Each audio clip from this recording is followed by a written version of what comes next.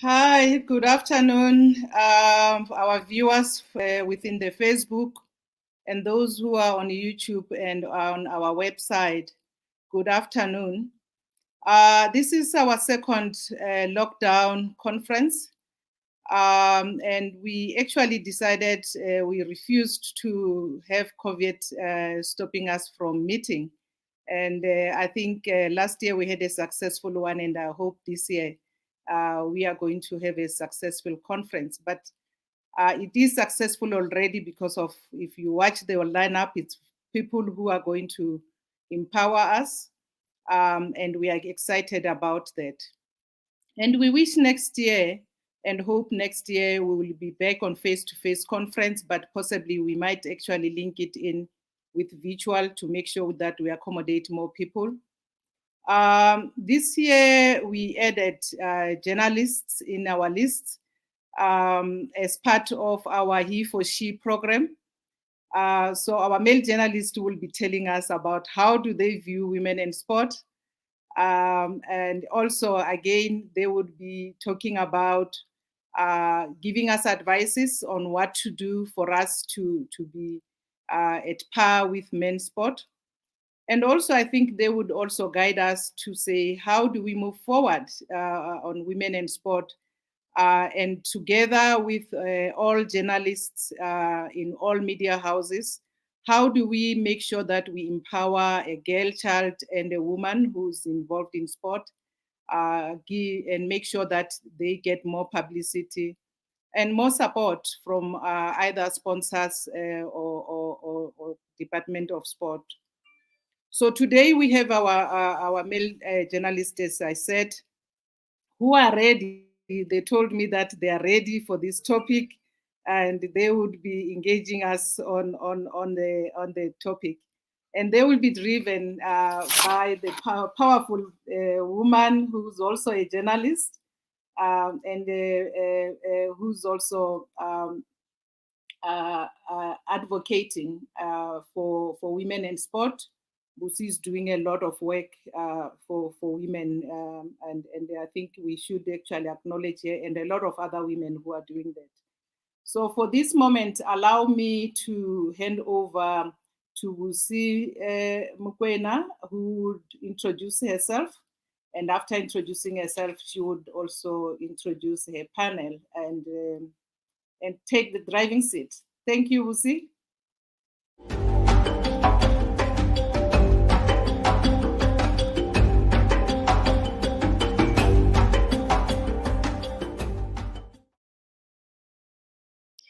Good afternoon, everyone, and thank you so much for joining us on this lovely day. It is day one of the South African Women and Sports Foundation Conference.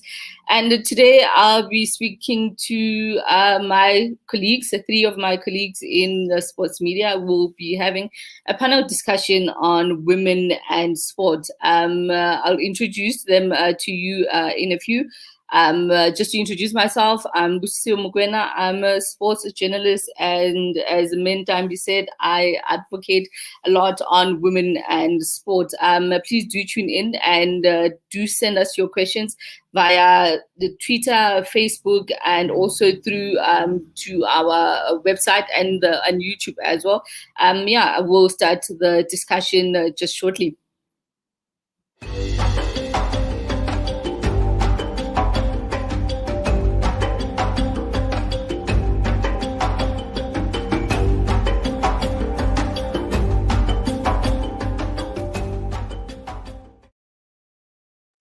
And as I just said just a while ago, we have three guests today, panelists who are my colleagues, as well as today's topic is a male sports journalist, talk women and sport. And I'll just introduce them. I'll start with Daniel Mutwakaye, who is with City Press. Abuti Daniel, thank you so much for joining us. Good day, Busi, and good day to everyone who's following us through the live stream platforms. And it's a pleasure to be with you today. Thank you so much, Abuti Daniel. We'll also have Thabiso Mosia, who's with SAFM. Hi, Thabiso. good afternoon to everybody that is joining us here for this important discussion. It's a pleasure to be here. Thank you so much, Thabiso. And we also have Velile Mbuli, who is with the SABC. He's also the chairperson of the South African Football Journalists Association. Velile, good afternoon, and thank you for joining us. Thank you, Busi. Also, good afternoon to everyone who's watching us on all the platforms. And I'm also honored to be here with my colleagues and looking forward to the discussion. Thank you so much, gentlemen. Just to start off, I think maybe the first important question is, do we think there is a role that women can play in sport in the country? And I'm not only just speaking on for athletes, but I'm also speaking women in administration and in sports media as well. I'll start with you, Thabiso. Yes, good afternoon. I will probably speak for now from a broadcasting point of view. I think that there is a huge role for women to play in broadcasting.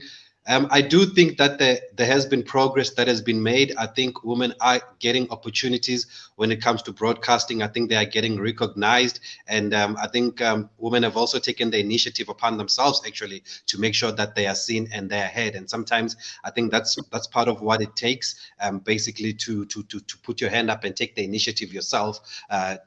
Instead of waiting for somebody maybe to assist you or to give you a platform.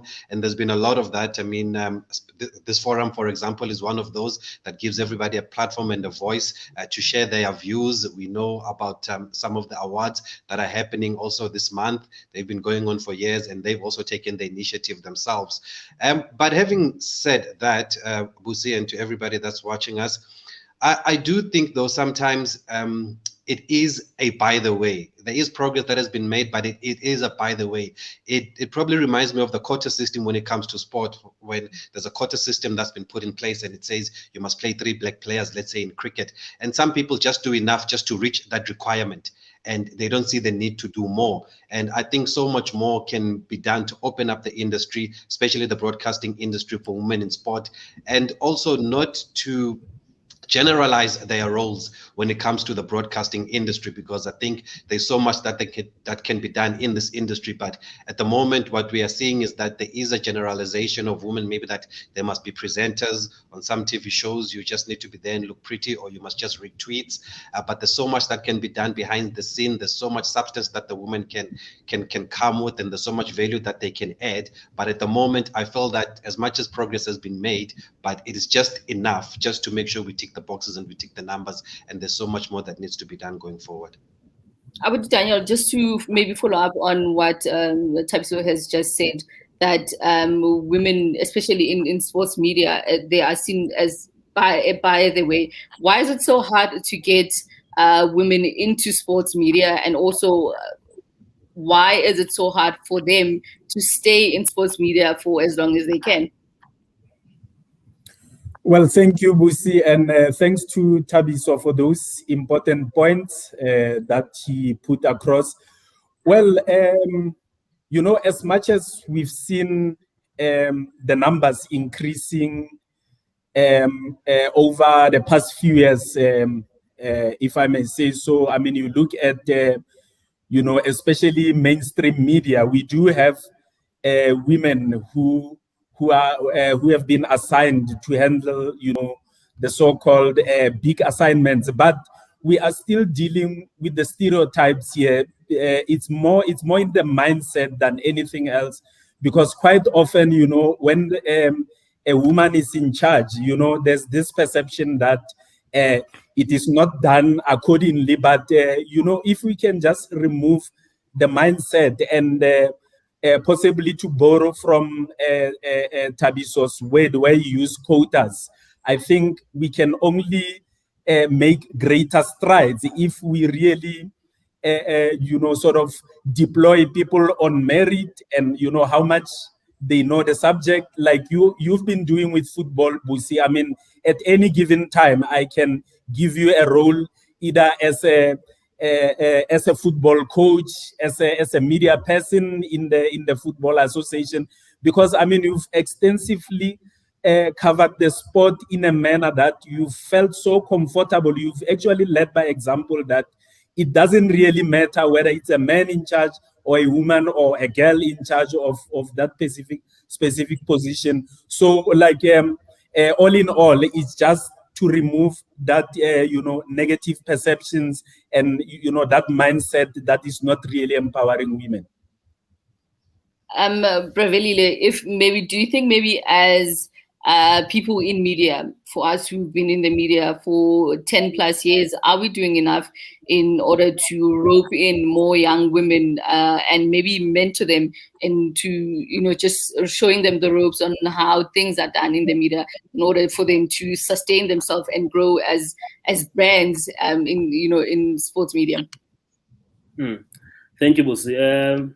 I think this is one of the biggest challenges that you've just touched on, the mentorship. And I think when it comes to mentorship, it's a challenge that most newsrooms are also encountering currently, maybe even before the times of COVID.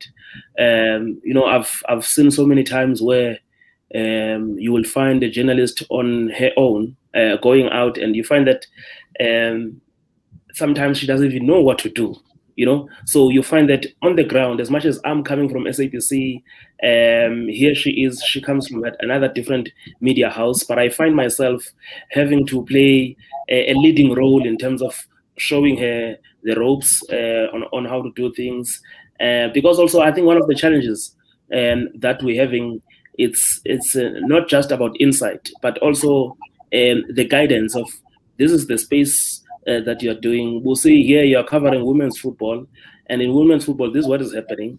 So you find that, and this doesn't just go only for young girls in the industry; it goes even for young boys as well.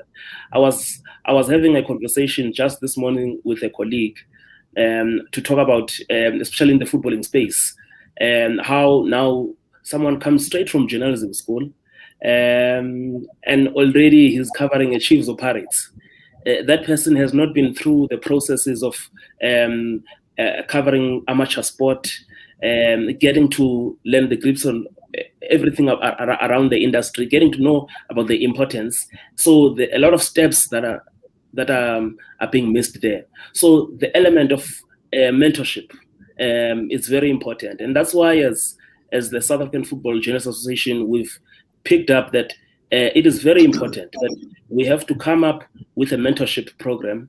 And yes, there are editors and the bosses in the newsrooms, but also you must remember that most of the time journalists don't spend time in their offices. Sometimes they spend time on the fields, they spend time in the press conferences. So when they are in that space, they must also be a way where there is leadership or there is mentorship that is going on there on how to conduct themselves, because we are also talking about the time. This is the social media time as well, and there are, journalism is also about ethics, so you find that because and also now because of the challenges that we're having, most guys are coming in as freelancers as well. So that guy who's coming as a freelancer, who is she reporting to? And how do they get to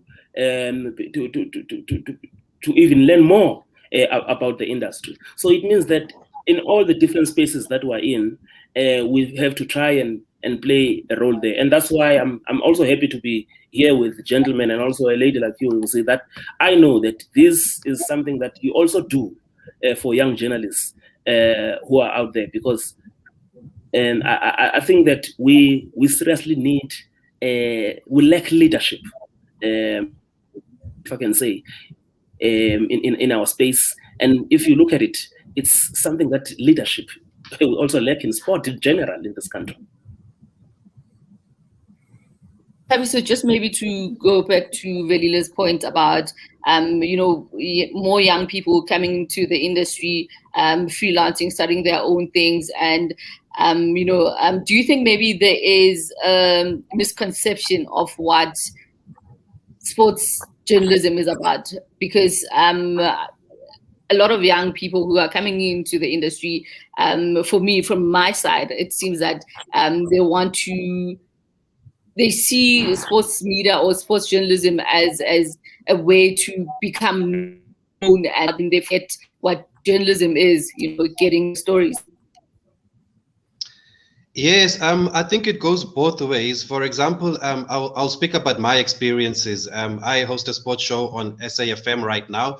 Before that, I was on Power FM hosting a sports show, and I've basically been hosting a sports show for a couple of years now. And I've always worked with a male producer, and I have been asking for an opportunity for the powers that be to create an opportunity that I can work with a female producer intentionally, so that I can have somebody that we can train, somebody that we can mentor also. And if that person even has ambitions of becoming a presenter, I think producing would be the right place to start. But I don't want to say I've had resistance, but it has not happened yet. In the number of years that I've asked for this, even this year, actually, there was an opportunity for that to happen, and it didn't happen. And there are a number of reasons for that from my experience. Firstly, I do think that the powers that be probably still don't see how the industry should evolve, or the industry has evolved. I don't know if it goes back to patriarchy, but for example, some of the reasons that I've been given was that producing maybe is not a role for a woman. We can find you somebody that can help you with the tweets. That's the example that I was trying to make earlier on. Or you can just have somebody that can boost your media profile. And fair enough, social media and a media profile is another role. It's another career that's come out now, multimedia. That's what social media is about. But I do think that there is space for a woman in producing, and there's been that challenge, and there's been that resistance, and maybe a lack of understanding of exactly what the roles are and what you do in each role. When we talk about women in broadcasting, they're always associated with the glamorous side of it and nothing else. And I say it goes both ways, because there was a woman that I had identified on social media, without mentioning any names, and that I've just seen the kind of work that she does on social media. And I did offer an opportunity to her, actually, to say, if this opportunity comes up, would you be interested in this? And her interest was more on presenting. So, that's why now I say it goes both ways. And maybe those that are coming into the industry, they need to realize, like Velile say, that you need to do the groundwork first. You need to build a base first. You need to do a contact base. Maybe producing might not be as glamorous as presenting, but ultimately I also started out as a producer before I got into presenting. And I think that will actually equip you if you really want to become a presenter. So it is a challenge that goes up both ways.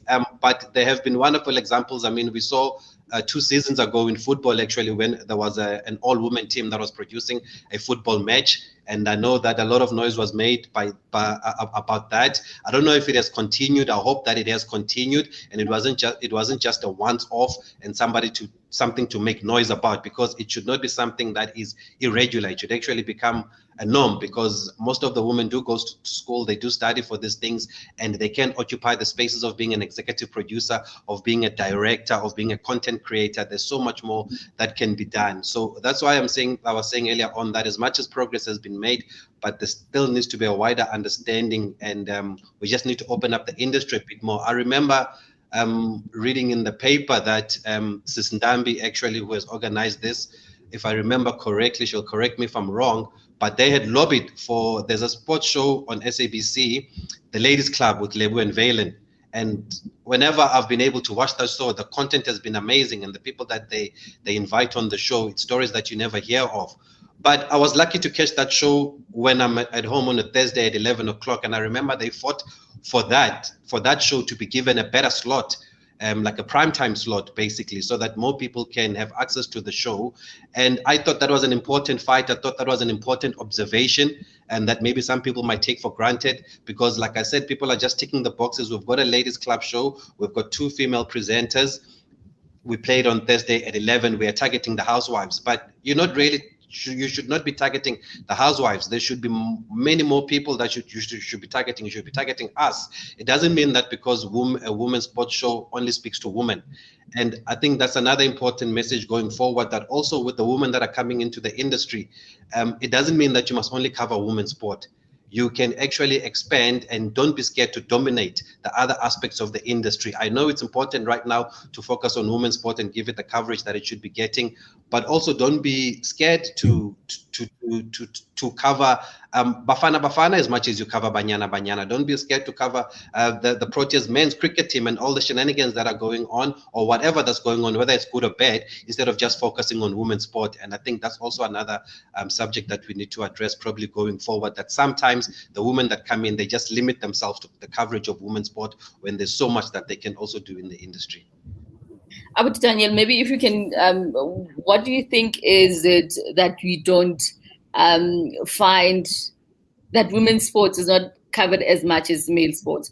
Yeah, I don't want to go into politics, but why do you think maybe we're not getting, we don't see as much women's sports either on television, radio, or even in the newspapers as well? Yeah, well, thanks once again, Busi. Yeah, this is the challenge that we've been sitting on, and maybe let me start from the beginning. For the fact that we still haven't appreciated the fact that girls and women have increasingly, are increasingly participating in every sport. So, you know, our role as the media, I think our mandate, by virtue of being the greater part of our communities, is to spread the message and equally, you know, cover sports across all spheres. And it shouldn't just be seen as girls or men's sport. I think that's where the problem lies, where even I think it's good that, I mean, we are having this topic, because I've got a problem where only around this time we are more interested in women in sports, whereas if you look at how sports is structured, I mean, the season goes, it differs well with different sporting codes. Like with football, it's 9 months of a season, and we tell the story throughout the entire period. Yet with women, we only wake up during Women's Month, and then we feel like, you know, in our diary, let's have something on women.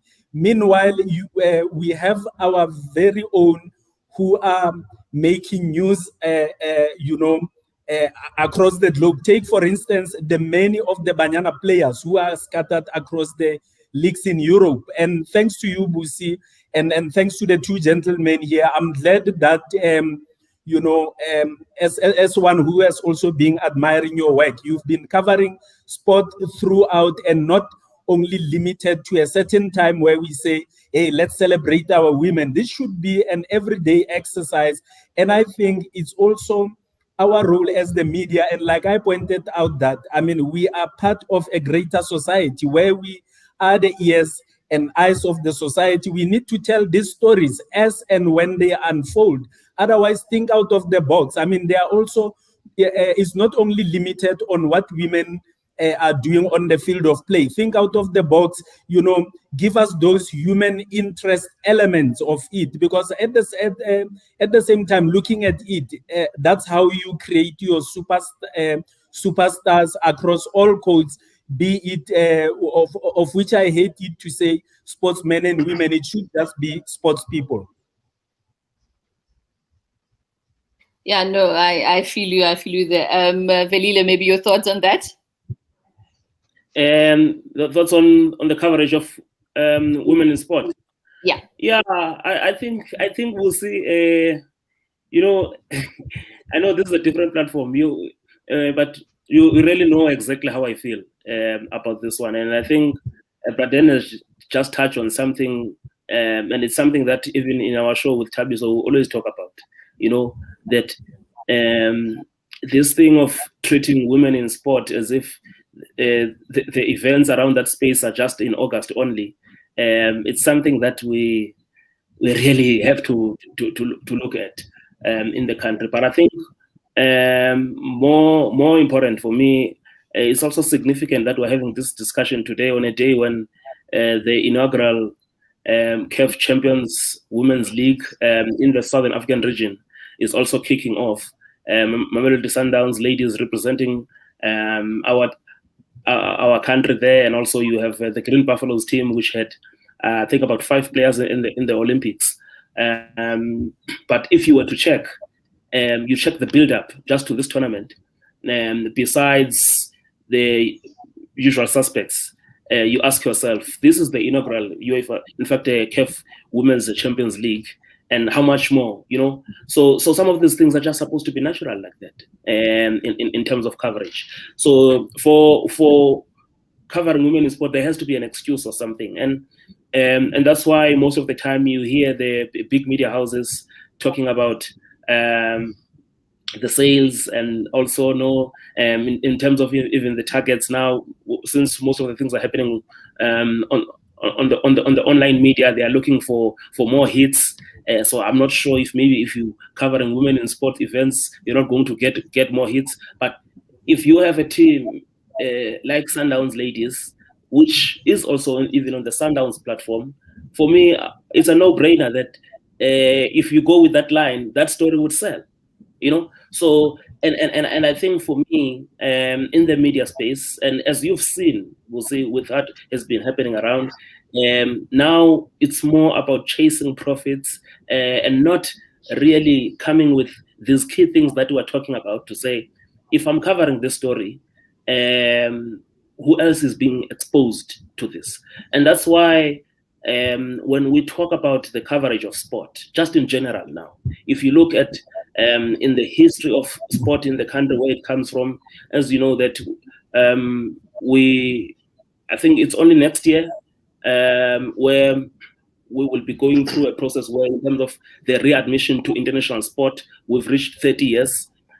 We come from that era, and I always say this to those who've been there before, that maybe the time of non-racial sport, that era of the NSC, yes, siyabonga, they played their part, but now we need to chart the way forward. Is this where we want to see South African sport?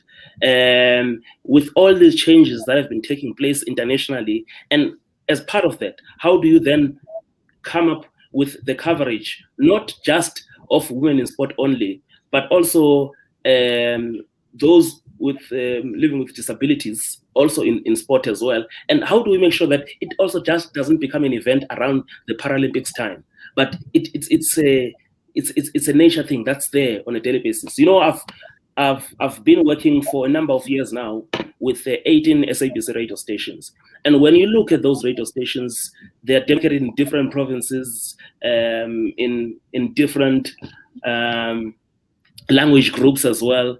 But one thing that you find common, that do we have a national vision? You know, do we have a national vision that we've been talking about here to say, because I'm saying this was way back, there used to be a part where, as part of the programming, in terms of how we're doing things, you will have to tick the box: the women in sport, the minority sport, sport of those living with disabilities. Those are the things that are there. And now, in terms of the communications department in the country, in terms of the National Department of Sport and Recreation, do they have something in terms of monitoring to know? Because Temisa was talking about quotas earlier on. If we see that this thing is not balancing, there comes a time where there must be someone who has to police there's national airtime, that's this much. There's also the space, that's this much. Is everything happening as it's supposed to happen there? Because it cannot be that we're talking about all these platforms, and when it comes to these other components of covering sport, we must always come across as can you please cover this? Can you please cover this? You know, I was just saying that to another PR company last week. They said, no, don't beg us. We will come to the space. And on the back of my mind, it rang a bell now to say, hey, this is what this has generated into now. We have to be begged to cover certain events, and I'm proud to say I've associated myself with platforms and with people who see sport just as any other event that needs to be covered, without looking at how big is the brand, without looking at how big is the personality of that person. That's very important, and I think that brings me to a comment that Namhla just made here, Namhla Matandabuzo, who sent a comment via Facebook. She says this lack of coverage is the direct result of a little or no sponsorship or endorsement for women in sport. Just thinking to Banyana Banyana playing in their first FIFA Women's World Cup in 2019. Unfortunately, we haven't seen more corporate companies coming on board to sponsor women's football or Banyana Banyana per se. Why is it that women's sports struggle so much to get sponsorship? I mean, in 2 years' time, we'll be hosting the Netball World Cup. Still, we aren't seeing many corporate companies coming on board to get, to support and push netball, with this big tournament coming onto our shores. Tabiso? Yes, I think it goes back to Namhla's comment that she was making about a lack of coverage, and I think with everything that we've discussed so far, it actually goes back to us. It's a pity that the three gentlemen that you've picked here for this discussion, I can vouch for them that they do cover women in sport. I know Daniel, the wonderful work he does with the City Press. Velile, I now work with him, and there's one point that he made which I also made earlier on, that we're just ticking the boxes, for example. And so usually how it works with our radio show, we usually asked to give a report, not only where I am right now, but where I've been also. You give a report at the end of the month and they tick the boxes, maybe to say, did you meet the target of 5 women interviews in sport? Did you speak to 3 people who are living with the physically disabled? Did you speak to them, and all of that? And I think the reason I say it comes down to us is that we have to be intentional now. We don't have to be guided by those boxes that we have to tick. And that's what we have done on our show. We are very conscious about it. For example, that every week we need to make sure that we have female voices on our show. Whether you want to celebrate a woman in sport, or whether you want to talk about cricket, or you want to talk about rugby, but just try and find the balance and make sure that you also have a woman, and do it intentionally yourself. And that so the mindset still needs to change, but it looks like now it needs to start changing with us who are seeing what's going on the ground.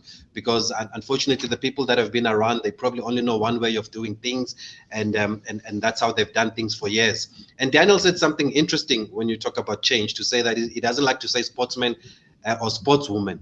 And that's another conversation that we need to have, because for example, in cricket, there's a batsman, but we know that the women play cricket. And I think now we need to start moving away from using the term of a batsman. And that's why some people have used the term of a batter, just to make sure that there is gender equality. It's the same when it comes to men of the match. I think that's another discussion that we need to have. Should we really have a man of the match, or should we call it player of the match? So it's small things like that that will change the narrative going forward, and that will shape the conversations that we want to have. And the reason that there is no sponsorship, from the experiences and the interviews that I've done, is what Namhla said about the lack of coverage. As much as I said earlier on that women also need to expand and be broad and not only cover women's sport, but also us. We need to actually make sure that we cover as much women's sport as we give the men's sport attention. I mean, there are times when Banyana Banyana is the most successful team at the time, more than Bafana Bafana, but you'll get a lot more when people report on Bafana Bafana, regardless of what they do on the field of play. And I think it's the mindset it's just how it's been, that's the most important team in the nation. It's no longer about results. So it's also up to us to make sure that we also give the platform to this and this coverage to this women's sport as men, as the male journalists that are in the industry. And by doing that, then that's how those who sponsor, or the sponsorships, will probably be encouraged to come on board, because they will see that usually when we buy the City Press, there's enough coverage about women's sport. At least we get a return on investment. And there was actually an interesting WhatsApp voice note that I once got on our show. It was last year or 2 years ago. And it was a gentleman that had just flown in from one of the Scandinavian countries, either Sweden or Norway. And they were listening to the sports bulletin that I was doing. And it had 2 stories about women in sport, and he actually sent a voice note to ask if there is a quotas or I need to tick the box about women's sport. But he was impressed because he said where he comes from, there was actually an instruction that was put in place to say that even those that are doing sports coverage on radio, in the newspapers, they need to make sure that there's a 50-50, not even 20-80 or 30-70. They need to make sure that there's 50-50. And he was saying it was the first time that he said on South African radio that actually women in sport, in a sports bulletin of 4 bulletins or 5 bulletins, there can be 2 stories, because sometimes it's just to tick the boxes. So I think we need to be more intentional about this. The more coverage we give to the women's sport, the more the sponsorships will come. But also with the sponsorships, the other challenge is that some people still see it as a by the way and not as an investment. They feel that it's a CSI project that they have to do. We have to have a certain budget for women in sport, but they should look beyond those glasses now, and they should realize that women's sport, there is an investment here. It is an investment, and you will reap rewards. I mean, not a lot of people are highlighting the fact that from the Tokyo Olympic Games, our 3 medals came from women. You know, the 2 from Bianca and the one from the one from Bianca and the 2 from Tatiana. But that's another important conversation that we need to have. We need to highlight this because Tatiana came back with 2 medals from swimming, and Velile and I think Daniel was also there at Rio 2016 when we were covering the Olympic Games in Brazil in Rio 2016. There were no South African female swimmers in the pool, none at all. And this year in Tokyo, we've had about 8. And we did put a call through on our show to Swimming South Africa to find out what they had done. And they said that they identified these swimmers when they were 14, 15, Tatiana and Kaylin and Erin and all of them. And they had a program for them to make sure that at these Olympic Games, at least we have a number. So there's something that they're doing right there in swimming. And we need to have this kind of conversation because it can actually cut across many sporting codes. Yeah, I think in fact, I think this is a very important point from Teresa, because if you look at it, this is a sporting code been consistently, and one of the things, because especially with Tatiana, I remember at some stage, I think she was in the World Student Champs, and also she went to the Commonwealth as well, but she was still struggling to break through. But through the programs which are there at Swimming SA, and also a very important component that is hardly recognized in this country. And if it was not for university sport in this country, I don't know how we would have been performing. And for me, I think even when we talk about Banyana Banyana, the turnaround of Banyana Banyana in the just after 2009, 2010, it was when we saw this real involvement of university sport in coming up with and giving bursaries to these young girls coming from different areas as well. So I feel that the corporate sector, for me, is equally to blame. If a federation like Swimming South Africa, and to an extent also even athletics, is not receiving enough corporate support like we see with the so-called big 3 in the country, this is a serious problem. So if they cannot do that for these federations, now where does women in sport stand? You know, so these are the real conversations, and some of the people, and now we don't even want to put it out like that there are also women who are leading in some of these corporate companies, you know, and they're not advancing. You know, I've seen a situation where I said, oh, okay, so-and-so is leading in this company, but there's 0 women in sport involvement that they are doing.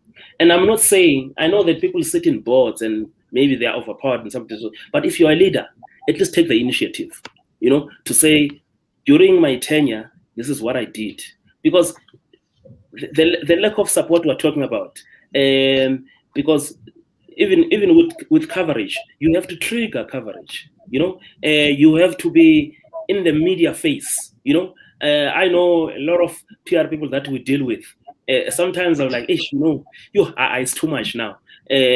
She's already called me 5 times today. And you end up having to give in, you know what, let's do the story. And once you do the story, you find a nice story, and you find even a different angle to say, you know what, can we please do this every 2 weeks or every 3 weeks, because it's a good story. But it also means that the PR element has to be strong, And for the PR element to be strong, there must be budget. And for that budget to be there, that budget must be provided either by the sponsors, because we know the challenges that even the national government has when it comes to funding. I mean, if SASCOC, to prepare for the Olympics, 4 years ago they had 100 million. This time around, over 4 years, this time around they only had 28 million over 4 years.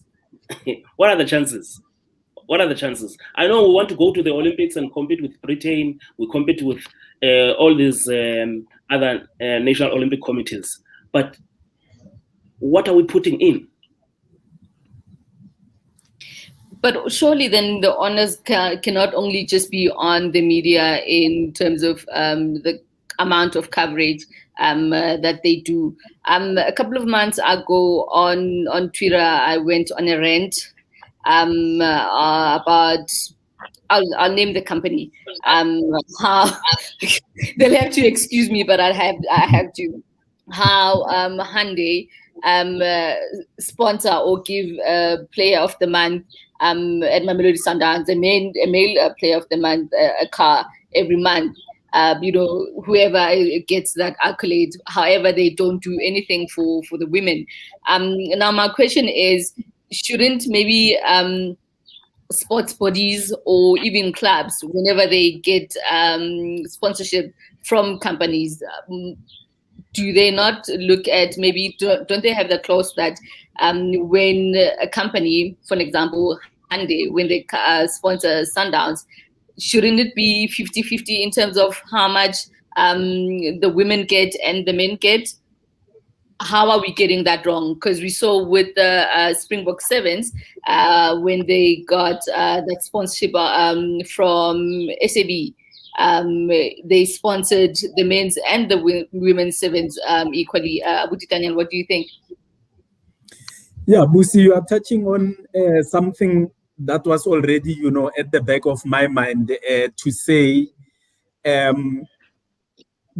much as, yes, we admit that our industry is not doing much in terms of coverage. Yes, some of us do try, but the question goes back to that issue of leadership or a lack thereof, where we ask those who are in charge of sports to say, what are they doing to try and convince companies to come on board? Exactly what is it that they present before this company? It's something that they are not telling us.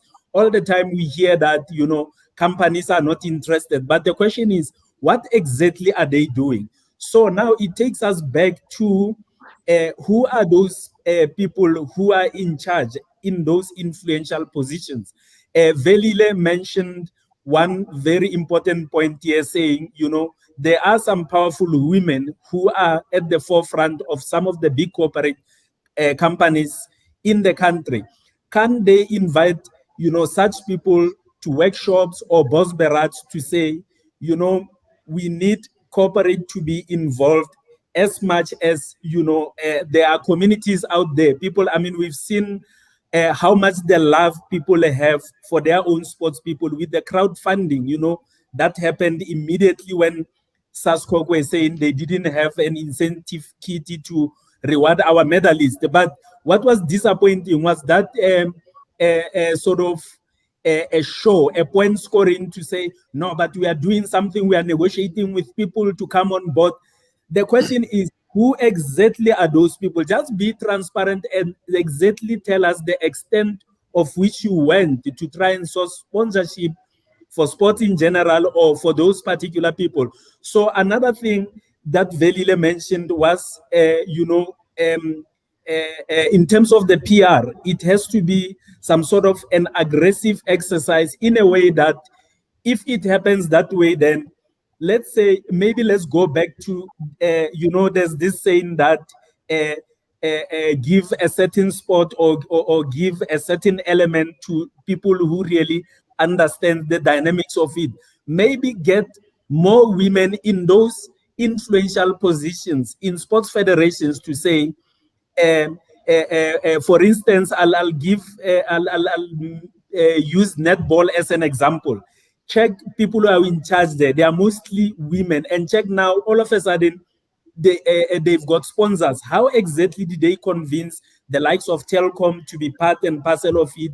Yet you have SAFA, who've been only hinging on Sasol as the main sponsor of women's football. Yes, we've seen Hollywood Bet coming on board sponsoring the league, but you know, there's still more that can be done. I mean, we need an open forum for people. I think it's about time also to be transparent and not just generalize things, and you know, not just to dismiss ideas willy-nilly like that. But the most important, I mean, the point I'm trying to make it here is that we need more women in leadership positions. Check, for instance, who has been the driving force in the empowerment or in the development of women football in the country. The legendary friend Hilton Smith. Check how many coaches she has created. You also look at qualifications. You know, she's even more qualified than men in this country, especially at the highest level, at CAF level and FIFA level. Yet we don't utilize as much of those people to also, you know, use them in our marketing drive of such sports to say, but this is what I've produced. I've produced coaches, I've produced players, and this is what I've done. Please come on board, and this is what we have. Yet that type of talent, we tend to ignore it, and all of a sudden you say, no, this person is too old, you force them into retirement. I think maybe the conversation about the lack of sponsorship, especially for women's sports in the country, it has to continue. But I think we also need to have someone who is in a sponsorship position, maybe a sponsorship manager from one of the companies, to tell us what is it that women are doing wrong, or women's sports rather are doing wrong, in order not to be able to draw in sponsorship. Maybe just to move on just a bit, I'll take a comment from Henry McCreary. It is through YouTube. He says, I feel the biggest, it's disappearing for me now. There you go. He says, I feel the biggest issue here starts in the schooling system. We need the equality issue to be addressed from development. Unless it's a girls' school, women's sports and women in sport always takes the back seat. It's something that Lydia Munyabao spoke about when I interviewed her a couple of months ago, that we don't see, or rather, we don't have, for an example, school leagues for girls' football. How do we then address, as a nation, as a country, how do we address this issue that sport, for many, especially Black or people that come from a disadvantaged background, only get to start playing sport at a late age, 13, 14, 15, and you know, sometimes they're not even able to get into the national teams. Velila?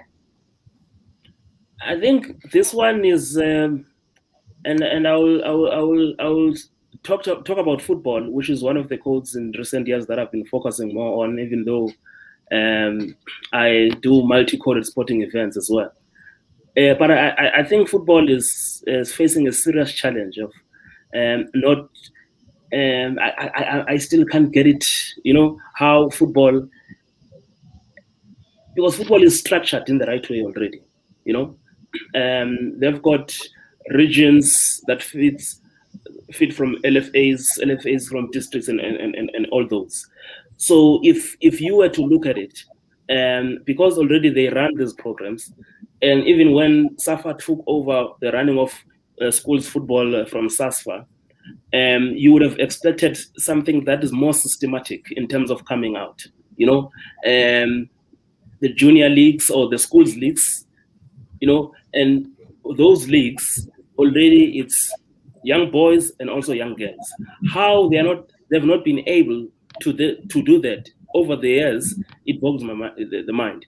And especially when you look at how, I think on the continent, it's in East Africa, where schools football is vibrant. And these are some of the programs. I was talking to colleagues in Uganda, especially colleagues also in Tanzania, where women's football is thriving currently. There, they are using the school system, you know. So how SAFA for me has still not mastered this area, because I know that recently I think they had the under 15 that they're trying to come up with, but I remember way back we were covering. They used to be a league. I remember with the colleagues from EXP, and now this is where I'm talking about the importance of the PR company that takes a leading role when they work representing a client. I think EXP was representing ABSA at the time, and they had an under 13 women's league. And when you look at it, most of those girls, those young girls, they come from schools, But it was also after ABSA left that program, it fell by the wayside. So, which for me now, if SAFA has got if SAFA has got a schools committee, what becomes the role of that schools committee? That subcommittee. If they cannot have a vibrant, especially in a country like ours, if they cannot have a vibrant schools league, both for young boys and young girls, then it's a total failure. When Dr. Mutsipe, the new, in fact, it's not new now anymore, the CAF president, sponsored to the tune of 10 million USD and introduced the schools tournament at CAF. One of the countries, because he also comes from here, and also even his first endorsement letter to stand for the presidency of CAF.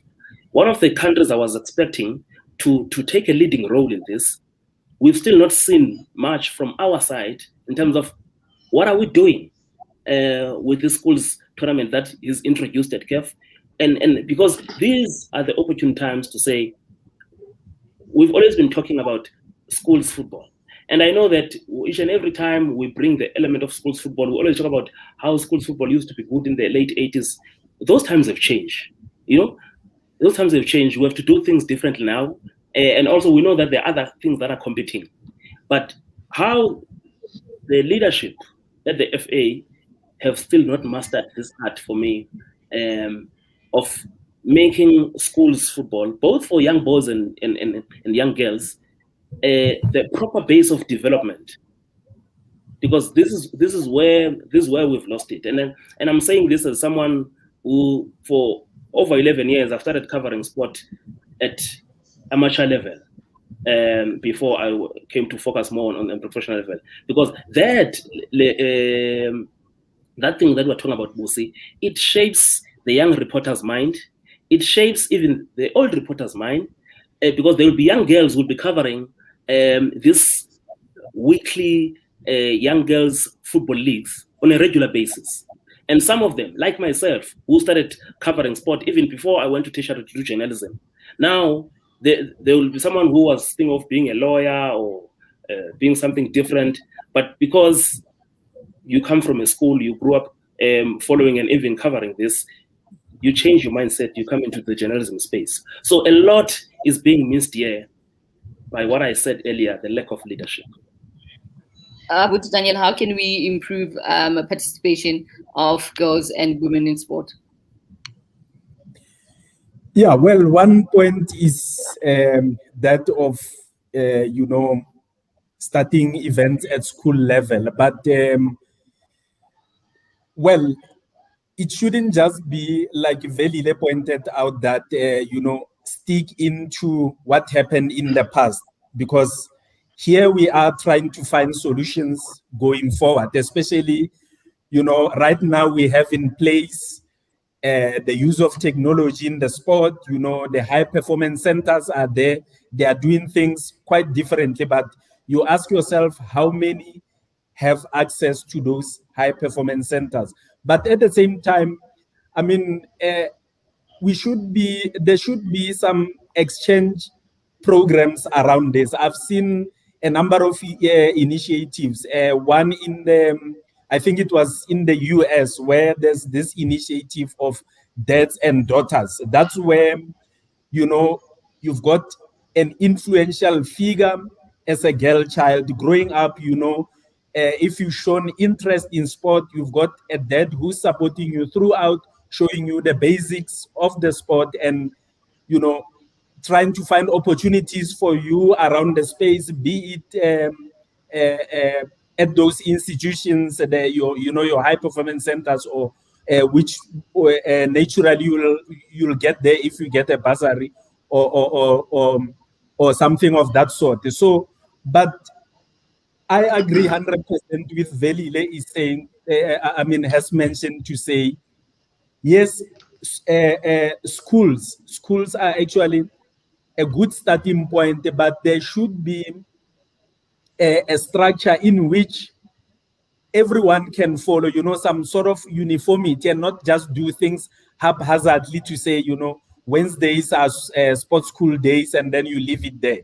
There has to be a program, and then I've seen, in number of provinces where the provinces, especially through the Department of Education, they are trying to make a link between education and sport, and include it as part of the curriculum. But what we are lacking also are coaches. Where are the coaches to run those projects? That is why we tend to come up with all these ideas, and then all of a sudden they just become plans on paper, but practically no one is there to oversee those certain projects to make sure that they start from A and finish to the finish right at the end. Thank you so much, everyone, for your comments. I'll just read a few here. Leader Skills Munyabao says we will be engaging on the subject of sponsorship of women sports in Friday's session. So I guess we'll be sitting in and taking notes, trying to find out what is the issue in terms of why women's sports is not able to rope in more sponsorship. Another comment here from Nkosana Mguwe from through Facebook says, I agree with Henry from a cricketing perspective. Schools girls cricket is silent. Many current national women cricket players are played in mixed teams in school and club level. Girls cricket is a byproduct of the boys with little attention to have a stand-alone girls programs in schools. He says a buy-in from school principals is critical, but in many schools it is not happening. Just maybe to wrap up on this one, Thabiso, what are your thoughts on maybe on just increasing participation from girls and women in sport? Yes, I think that firstly, judging from what the gentlemen have said here, and I agree with them, school sports as a whole is just not in a good state right now. Actually, last week, Velile and I, after one of our shows in the corridors, we were discussing the fact that since 2011, that's 10 years ago, we've probably attended 4 MOU signings, Memorandum of Understanding signings between the Department of Sport and the Basic Education about how they will work together to make sure that they revive our school sports. And with those 4 that we've attended, nothing constructive has been done. There's nothing of substance that we can report about right now. And when you go back to those departments, they will tell you that they still have another MOU that they're going to sign, and they're still planning to work together. So you wonder if there is a lack of will or if there's no will at all. And in the schools where there is women's sport, I agree with the other comment earlier on that women's sport takes a backseat. For example, every other school, if not every school, plays netball just like they play football. But we still don't have a professional netball league in the country. We're hosting the World Cup in 2 years. Surely the talent is there, the passion is there, the activity is there. They do play netball at the schools, but why have we not elevated a netball to become a professional league? Because right now, I guess it's semi-professional that the league that they're playing in, and even that's not good enough. And not only with schools, but also with tournaments. We cover a lot of youth tournaments. Over the years we've covered, there is always a boys tournament every Easter or every winter or every December. But there are no girls tournaments, or those boys tournaments that are there that are supported by these big corporate companies don't have a girls tournament. Now you ask yourself, I mean, in a school of girls and boys, how do the girls feel that maybe we play soccer in the schools and the boys are leaving for Joburg now, they're going to play in this tournament and we don't have a tournament to play in? And it was encouraging to see last year, before COVID disrupted things, that a company like Engine, who do the Engine Knockout Challenge that targets under 17s, was actually introducing a girls tournament now. They've been running their own tournament for almost 20 years, but they were about to introduce a girls tournament. And I think those are other important initiatives that we need to be intentional about, to make sure that if a Coca-Cola, if a Milo sponsors a boys under 14 football tournament, then they must also sponsor a girls football tournament. And then there was a comment from, I think it was Nkosana, about cricket basically also taking a backseat at schools. But that's also a bigger conversation, and it goes with what I've heard. It goes back to what I heard from some of the coaches that coach girls cricket in the ongoing social justice and nation building hearings of Cricket South Africa, to say that what we are not talking about is that the women's cricket team, the Proteas women, when they play in the World Cup, or just now this week, they left for the Caribbean, those matches will be on pay TV. And unfortunately, pay TV, it denies millions of other aspiring girls cricketers from being able to see the Marizan Cups or the Dane van Niekerk or the Shabnin Ismail playing cricket.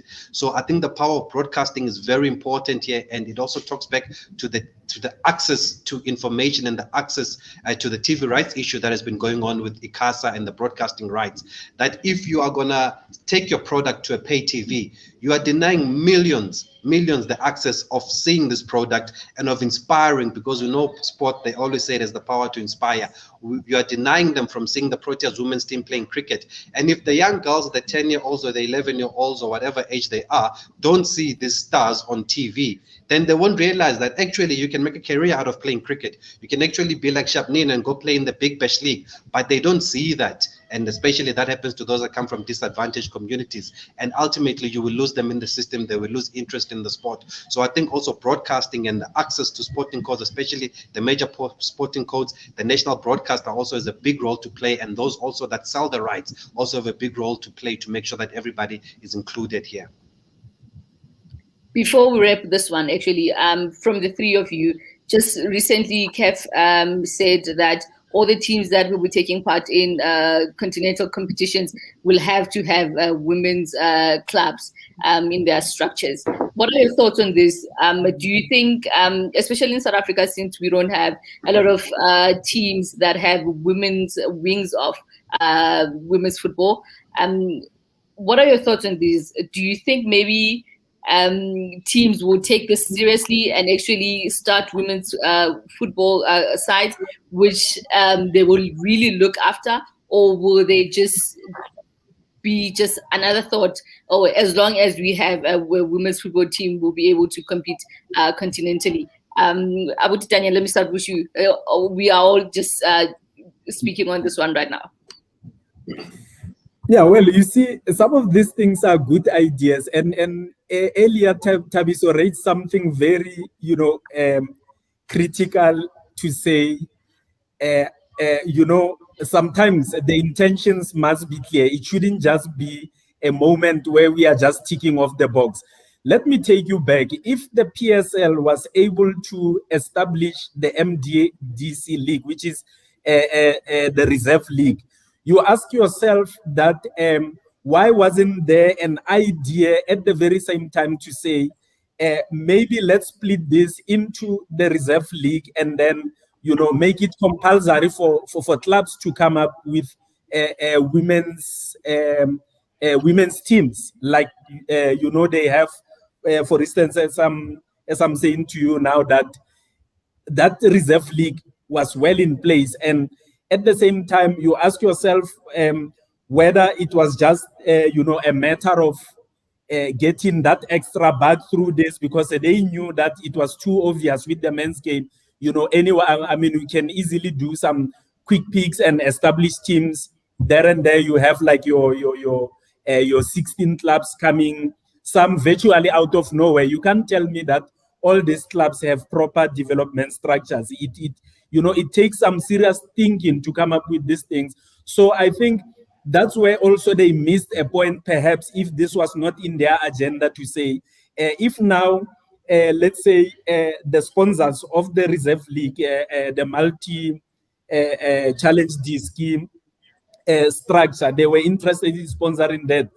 I mean, what would have made them not to be interested in sponsoring the women wings of this club, because by now I think that's where we could have had something in the making and going so well, because so far you can only give a pat on the back to a club like Mamelodi Sundowns and Bloemfontein Celtic, who have already, led the way. By now we should have had 14 other teams coming from the names of all these professional clubs that we know exist. So yeah, I think that's my point there, saying sometimes people in leadership are missing the opportunity when they present itself, and then at the same time it becomes that thing of, oh, meanwhile, by the way, we have women, how do we do this? Yet they miss opportunities when they present themselves. Velile?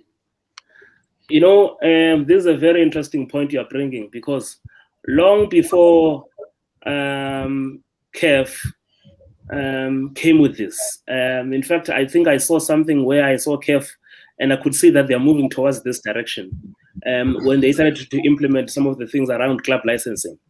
And they said amongst the things that could be considered in years to come, little did I know that they were going to come this sooner, was the need of improving women's football on the continent. Even if it means you attach it to the club licensing conditions to participate in their inter-club competitions.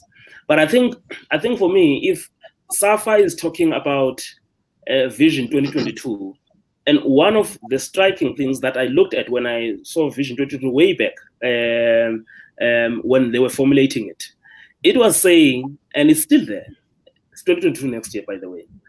I think this is something that should have been met by 2018 or 2017, that each and every club from the fourth tier, which is the SAB Regional League, or the Regional League now, because it doesn't have a sponsor.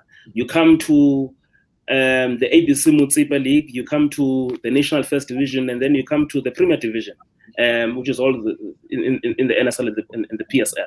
Each team there, by 2018, was supposed to have a women's team. So it's there. It's there long before CAF came into the picture. So what has happened? We're saying now it's 2021. Go next year. I was talking to the CEO recently. He was also saying that they need to close the chapter on this 2022 and to look at the targets, how far they've gone. They've never done this. They've never done this. So for me, and also I have since, it's a story that I'm following up as well. I spoke to some people around it, what CAF is coming with, and I have to say that I'm disappointed that there are some who are defensive, trying to defend other clubs that don't have women's clubs, that don't have women's teams. They are defending them to say, will they be ready? They still have to improve the women's side. I mean, for me, this is one of the biggest challenges. We're talking about like the NFD. The NFD teams. What has been going on around the country now. The issue has been around the under 23 rule. So you find that in the National First Division, teams don't even have juniors. It's just that senior team only. It's just the senior team only, and that's why they are having challenges when it comes to have an under 23 player, because they have to go somewhere, and some of they don't even have enough of these under 23 players. But how is it possible that a professional club, because NFD is professional, doesn't have a proper pace of development, just an under 19, under 17, Now, how much more when you are demanding from them to say, have a women's team? But if we were talking about implementation, because a document that is there to say, by this time we must have this, it's about implementation. You can have as many indabas, conferences, you call it whatever you call them, but if we're having the challenges of implementing what is there, so I don't know. So for me, I think this is the way to go. We can see where the direction is going when it comes to football. At SAFJA, you remember, Busi, as SAFJA, at one time we invited one of the leading marketers in sport in the country, Mr. Skulis Gumede, and he was telling us that the biggest what did he say? But I think he was saying in terms of the biggest growing game is the women's football. When it comes to football, women's football is growing even more than men's football.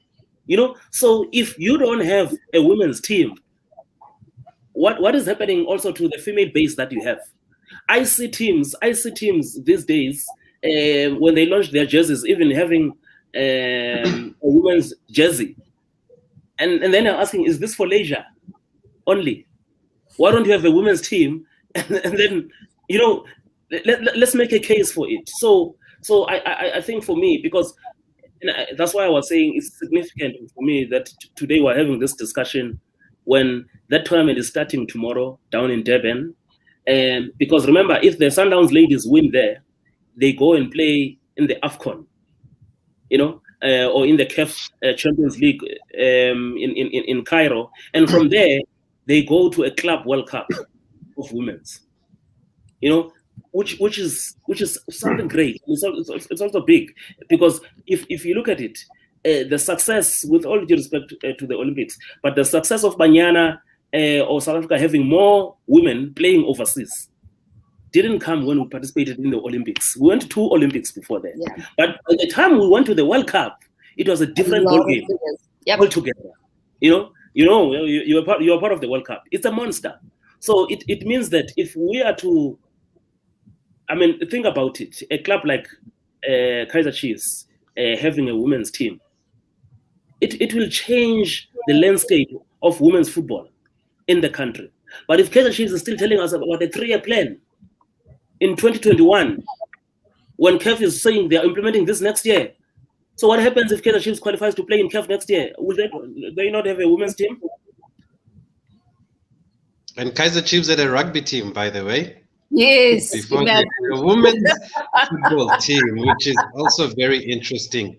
But just to add to what they've said here, Busi, is that it's also important then with this bright idea from CAF, and just to clarify, it also says that they must either have a women's team or support a women's team. So it's going to be interesting to see which way they go. Will they try and find a team to support or have their own team?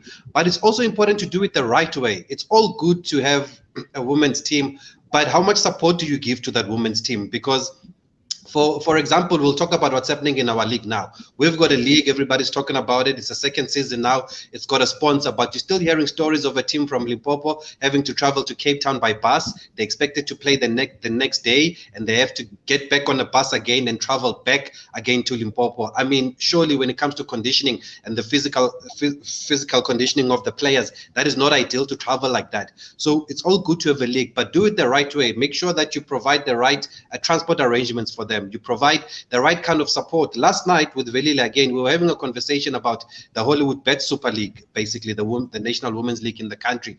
And as much as we want to try our best to cover that league, but there is not enough information that's coming from the clubs themselves. For example, the PSL has a group, a WhatsApp group with journalists being barred from the stadiums right now. The clubs are still able to give us some audio clips and videos and whatever is happening from their side. But from the Women's League, we're not getting that. And it becomes very hard then if you have to make a decision, you're going on air, you've got a story with audio and you've got a story without audio. Now, what do you do?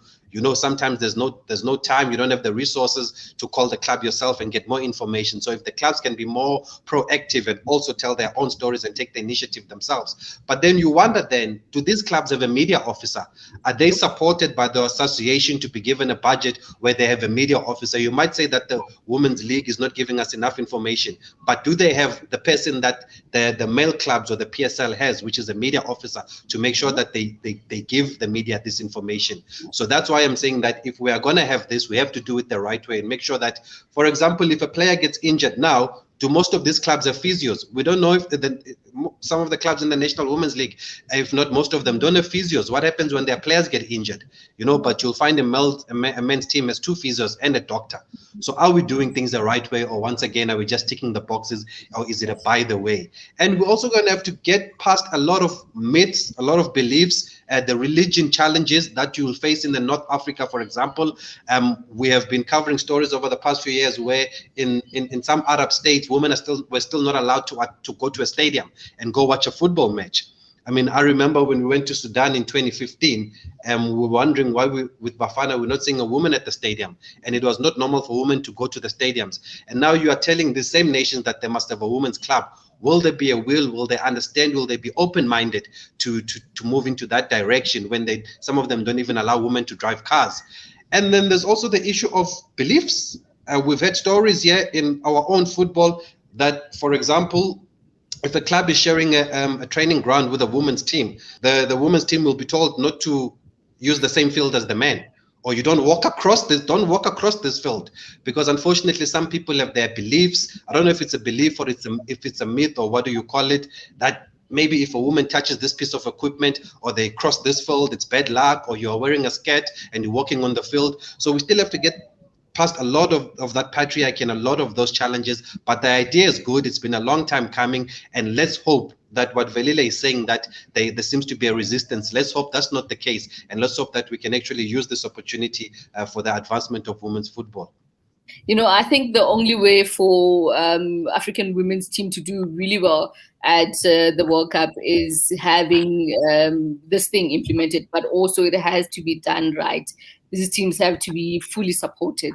You know, I was shaking my head earlier when you were speaking about beliefs and stuff. We've really seen things at clubs, you know, at stadiums as well. But yeah, we've spoken a lot about, or we've touched a lot about the lack of leadership, or maybe leadership that's not strong enough in our sports in the country.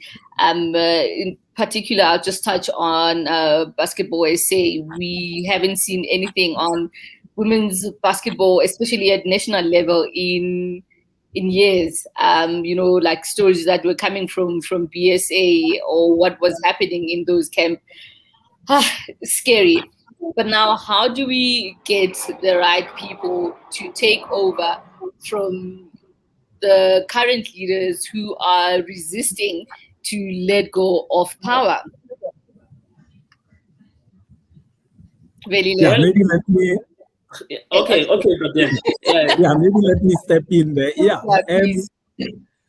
I mean, here we're talking about you know, a sport where it's quite interesting that there has been some developments, especially, you know, through this NBA Africa project, where, you know, the sad part is, as South Africa, we are made to believe that the sport is advancing in the country, yet we are not actually a part of this project, for the mere fact that we don't even have a South African team participating in the NBA Africa League, yet, you know, they are housed right on our shores. You know, their headquarters are right here. And then you look around and then ask yourself, where is the national federation for such sport?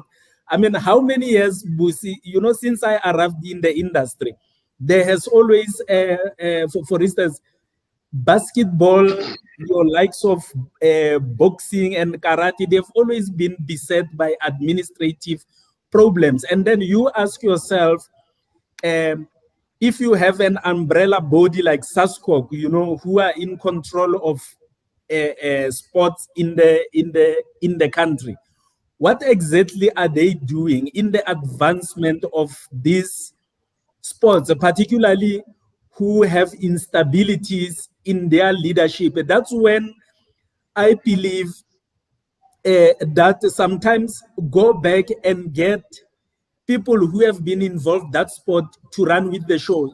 I mean, right now we have a guy from Mamelodi, I think Thabo Sefolosha, who is based in the US.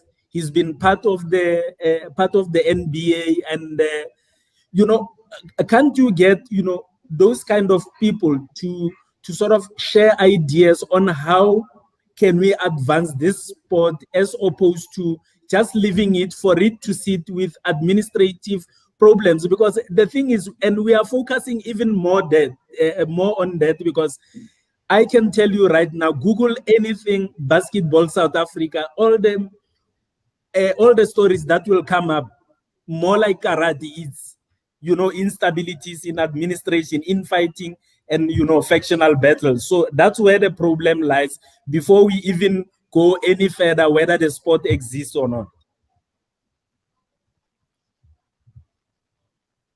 Yeah, I think for me,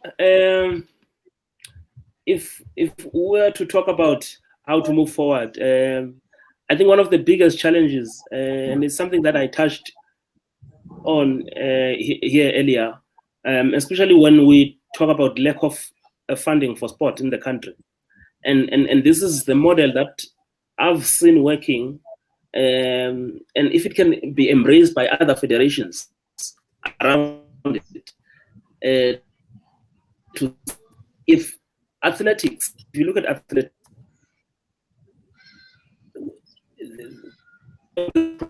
you just look at the World Junior Champs that they're coming from now, where they're producing. Those young boys and girls from there, they are going to move, they're going to be taken out by universities. And these high performance centers, you've got Poch, you've got Tux, you can talk about Stellenbosch, you can talk about NMU, almost each and every province has got a high performance center, so with the lack of funding that Athletics South Africa has, through University Sports South Africa and all the high performance centers, that combination is able to produce, because if you look at Caster Semenya, you look at Wade van Niekerk, you look at Akani, you look at Sonet Viljoen, all of those who've gone to the major events, even the Olympics, and returned to be successful, they were doing that. They're also coming from the World Student Games and being aided by the support and the funding from the universities.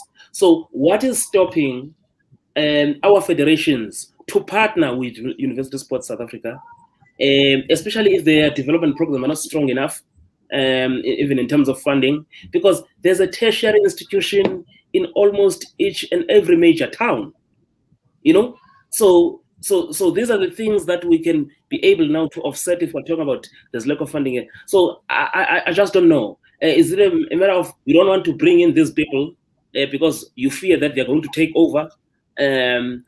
Because these institutions we're talking about are also producing on a yearly basis sports administrators. People are doing sports management. How many sports management graduates are sitting out there working at KFC? Some without jobs. These are the people who've studied in terms of how to administer sport. And yet we're talking about the sport administration, which is not going on in the right way it's supposed to be. There are people who've studied for this, but they're not getting the opportunities because somewhere Umdaka Malume must get a job, without being proper adequate qualifications to do these things. So that's why, for me, I feel that this lack of partnership or endorsing the role that university sport can play in the country and in our communities is a serious problem, because already here there are people who can take our sport forward, but I don't even want to come to the other one, because the other one you're mentioning, because we have a serious issue when it comes to the succession plan, in terms of leadership in sport in the country. We have a serious problem, it's like Abanyabandu, they will rule just forever, or you don't even have a plan of, earlier, I think it was times when they were talking about also having more women in leadership positions. Even then, we must not just put, okay, we're putting Sisindambi, no, she must be in this role. What has she done? We're not just going to put people just because, okay, they are going to conferences. Are they working on the ground? So these are the things. And also, when people are up there, what are they influencing?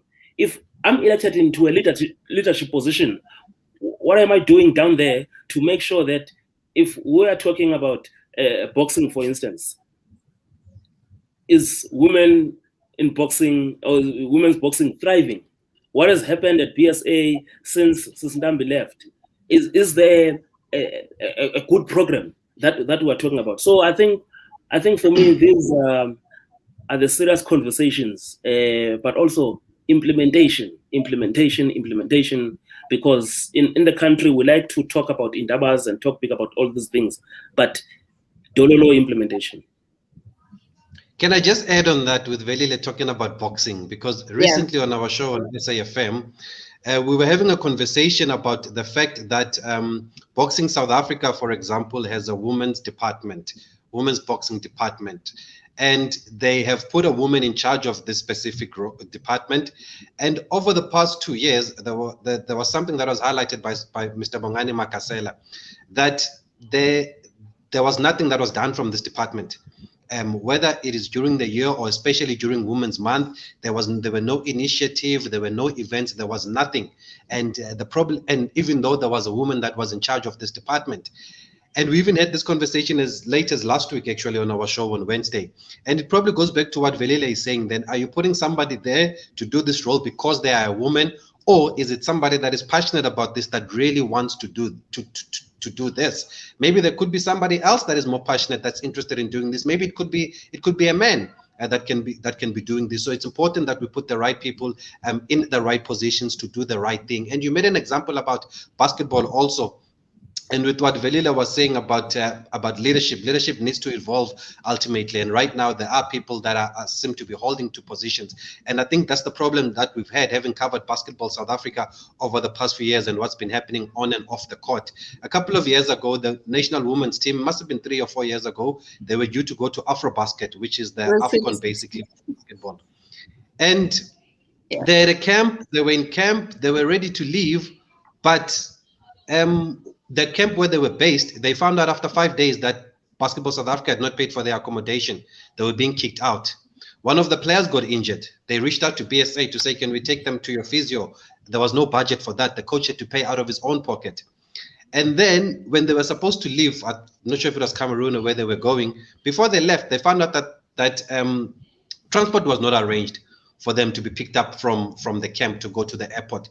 And those were the challenges. And actually some of them had to pull out of the tournament because there was so much else that wasn't said probably that happened in that camp over the 2 weeks, that they actually had to pull out and not go represent the team, because now you're taking leave from your job because you're not professional, you don't get paid, and here you are, you don't have a contract, you're about to go to an AFCON of basketball, you are injured, then there's no one to look after you and all of that.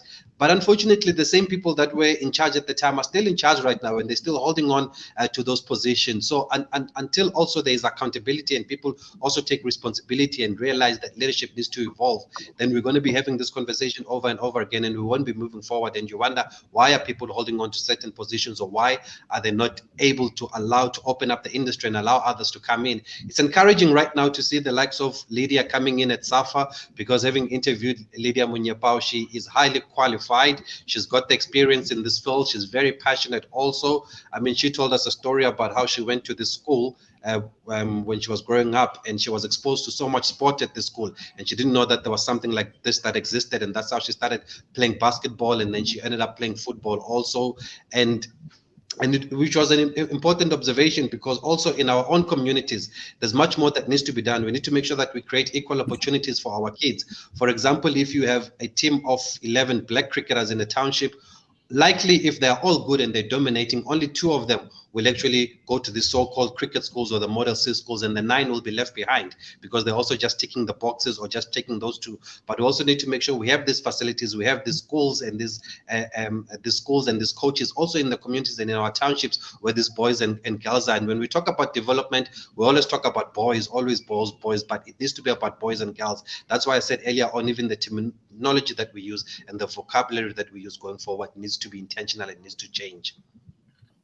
And here's 2 questions from Mentambi Ravele through YouTube. She asks, how do you make sure that sport leadership account on the issue of women participation and representation in leadership?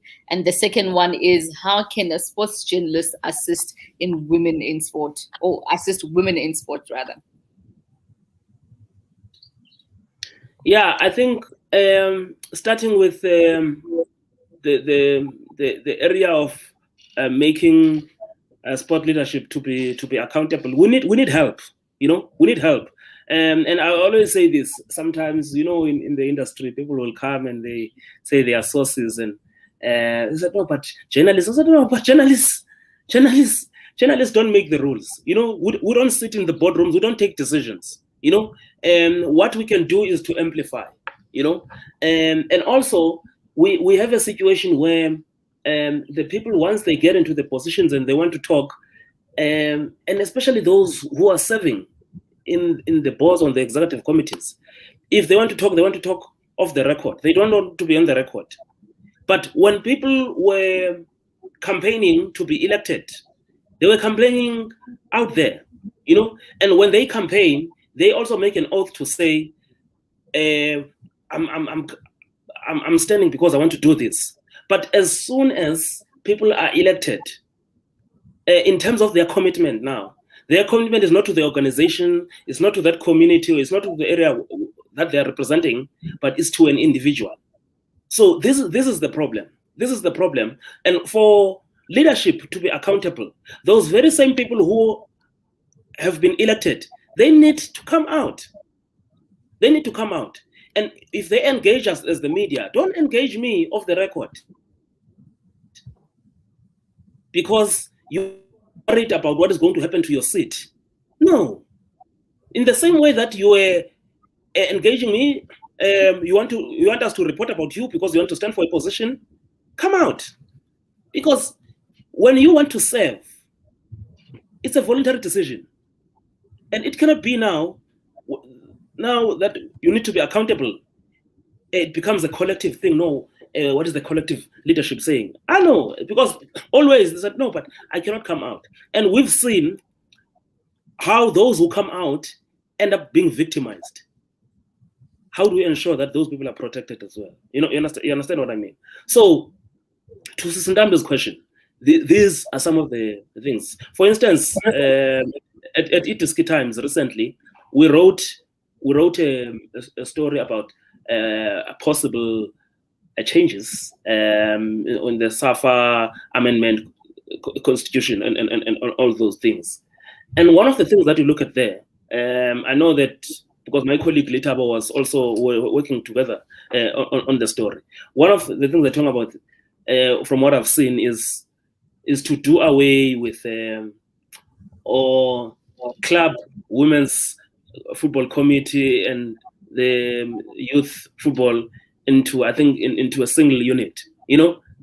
And for me, it's another challenge, because these are the key components of the game. When it comes to women's football, it needs to be a standalone, you know, because the moment you club it with other subcommittees, it stops being a priority, you know. So what do we expect? So we expect the people who serve to also come out, you know. It cannot be a thing, because the moment it comes out now, it's us as journalists coming out with this thing, we are told we're factional, you know. And my interest, yes, you know, my interest as not even as a journalist now, but as a sports fan, and you know, as a sports fan and as someone who grew up in this space, is to preserve the interest of that area. You know, it's not about Uti Utabiso or Ubusi or Uden. He was serving in this structure. So I think for me, Mrs. Ndambe, my question to make people accountable, it's those very same people to also come out to us. When they talk to us as journalists, don't talk to us anonymously. You know, when you're raising something, come out in the same way that when you were elected, you were also talking to us. Any more takers on that one? Yeah, sure. Still on this issue of women participation and representation in leadership, it takes me to, you know, the events in the build-up to the SASCOC elections. You know, the irony there is that those elections were overshadowed with controversy because, you know what, a sideshow had erupted where, you know, quite interestingly, Sisindambi wanted to run for a position during the SASCOC elections, and you know, suddenly there was talk on the side. People had already were already trying to decide her fate. But now, how it all ended, I think 5 out of 8 position in the leadership of SASCOC now, it happened to be women. So I think in itself, as much as it didn't start well, because you see, sometimes impressions are created from the onset to say that, because the message there was that, Sisi Ntambi is not capable to challenge for a presidency position. So that on its own, it's a wrong message. But like I say, maybe let's look moving forward now. Yes, we've got 5 out of 8 of those who are in that SASCOC leadership positions. But the question is, are they going to be given, powers and the support to actually execute their duties as the leaders in that unit, without really being remote controlled or just being assigned to go and appear just as the faces in front of us during the press conferences and stuff? Because I think that in itself, the more they are given powers, will actually send a good message out there to say, women are as influential as men in leadership positions. And the good time, or maybe the right opportunities where we can help in developing more leaders, is to profile up and coming women who are now into leadership positions. Like Tabiso made an example of Lydia Munyapao, who is now the chief, the COO at SAFA, and I'm glad that SAFA has already also incorporated another woman in the form of former Banyana captain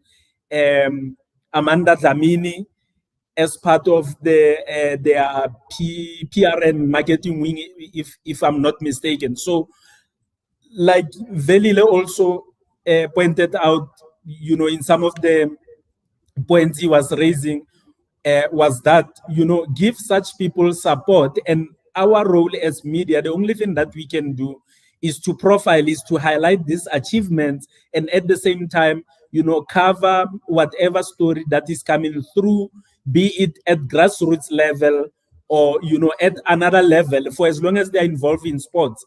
Our job is to profile people equally, because they are capable, and not just to present that as a PR exercise, because sometimes I think that's where we are missing the point as well. Would you like to add on that, Tabiso? Sorry. Maybe I would like to answer the question about then the mentorship of women also. And I see there's a message here that also talks about the changes in the boardroom.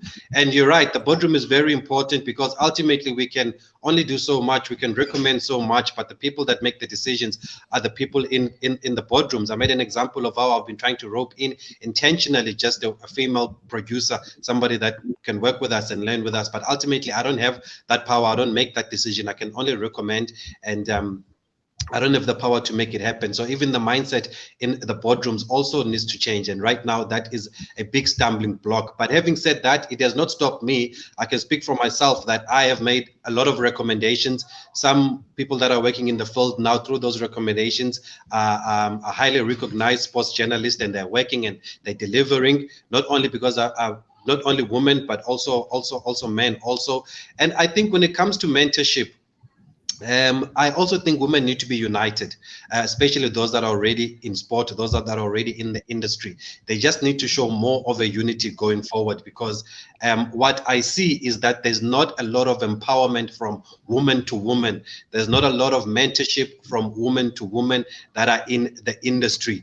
We know that there've been women that have been in the industry for a very long time, and sometimes it's the unity that is the stumbling block, because you will find, good or bad, you'll find maybe there's somebody that calls themselves the first lady of tennis or the first lady of squash, and already for me, maybe that title, it's already blocking the others that want to be involved in this specific field or in this industry from accessing it, because now you have this person that is the first lady of this and this, and there's a general feeling that maybe they own the space. And I think if women need to be more united and just support each other and make sure that they bring those that are coming through with the power that they have, they bring those that are coming through intentionally, women, and especially because they've got the experience, they know the challenges, and they can also do their own mentorship, I think it will also help us a lot. And it goes both ways. The men must also intentionally also try and empower and make sure they have women understudies. It doesn't always have to be an understudy. I mean, sometimes you'll find somebody that is ready for the job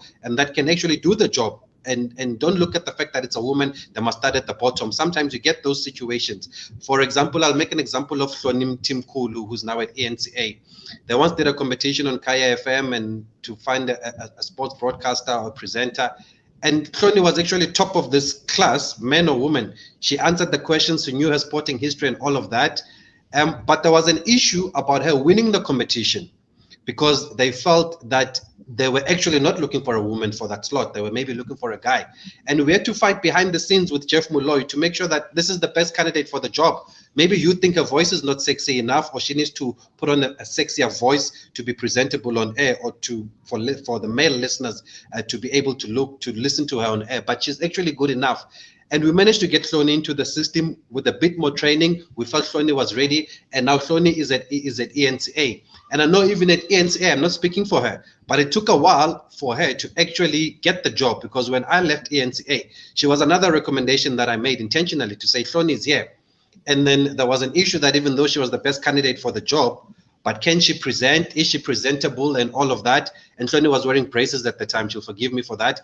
And they were saying that either you get rid of these braces or you get rid of your glasses for you to be able to be presentable on air. And it took a while, a lot of persistence and from her side. But right now she is on screen, she is on air, she's presenting. And for me, she is one of the best in the industry when it comes to men and women. So sometimes you have those challenges that you have to deal with. And those are historic challenges also that we have to deal with. The mindset that we have to deal with, that when a woman is on TV, she has to basically dress in a certain way. Your top has to be a certain way so that at least you can attract the viewers. But the viewers are not that dumb.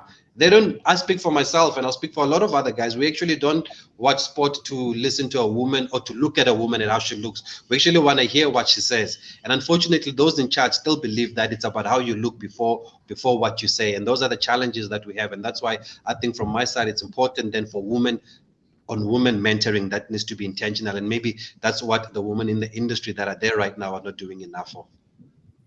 Just a comment on, from TT through YouTube on what Thabiso has just said.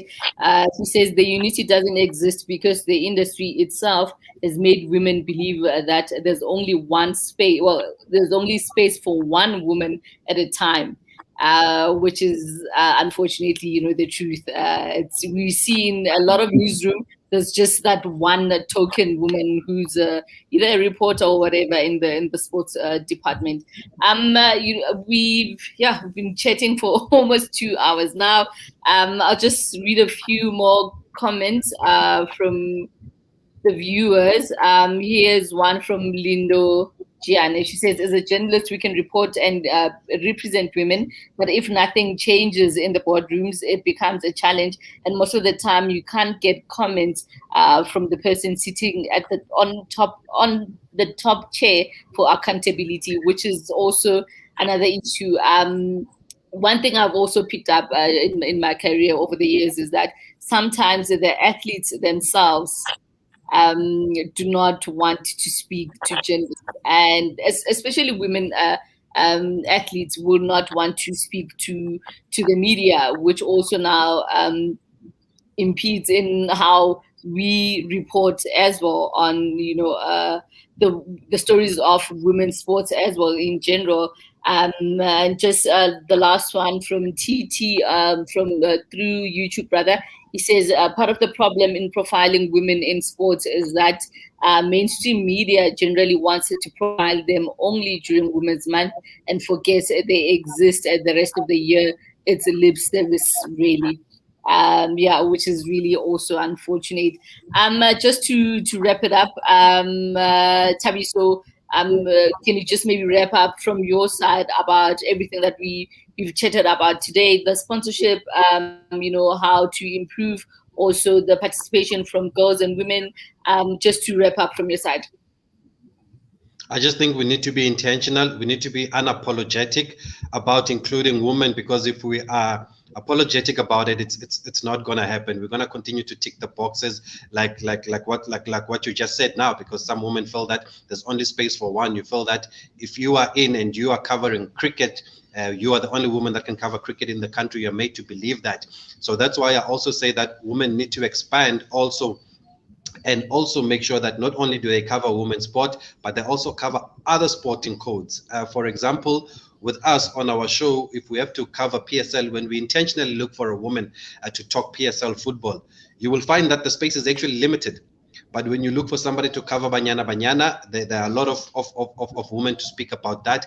But the space is limited, and you end up not having, or you end up finding the same person that you speak to over and over again. And that's why now you end up having a whole lot of male voices. And I don't know if women are made to feel, maybe by those that are already in the seats, like somebody said, that they don't belong in the PSL, or they should not cover the PSL as much as men do. But that mindset also needs to change if we are serious about this change that we want to happen. So that's why I think it's important that we expand, that we are broad in our coverage. And it's also up to us, those that are in editorial positions. There was an important point that was made about covering Women in Women's Month. It does seem it is the case, but it's also important to use Women's Month and make sure that we have this kind of conversations. It amplifies it, it highlights it, it hypes it up, for lack of a better word. It needs to be done.